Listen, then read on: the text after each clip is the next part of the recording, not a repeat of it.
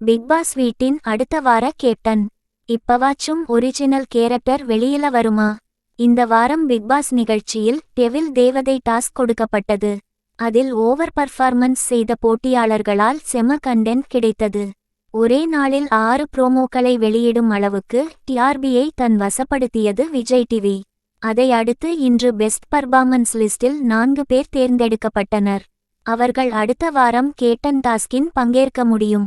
அதன்படி தீபக், ரஞ்சித், பவித்ரா, மஞ்சரி ஆகியோர் சிறந்த போட்டியாளர்களாக தேர்வு செய்யப்பட்டனர். இதில் மஞ்சரி வருவார் என அவருடைய ரசிகர்கள் கூறி வந்தனர். அதேபோல் மீண்டும் தீபக் வரவேண்டும் என ஆடியன்ஸ் கருத்து தெரிவித்தனர். ஆனால் யாரும் எதிர்பாராத விதமாக ஒரு ட்விஸ்ட் வந்திருக்கிறது. அதாவது தற்போது நடந்த கேப்டன்சி டாஸ்கில் ரஞ்சித் வெற்றி பெற்றுள்ளார். பிக் பாஸ் வீட்டுக்கு வந்து கிட்டத்தட்ட 9 வாரங்கள் முடியப் போகிறது.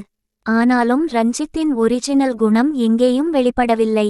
ரொம்பவும் அமைதியாகத்தான் கேமை விளையாடுகிறார்.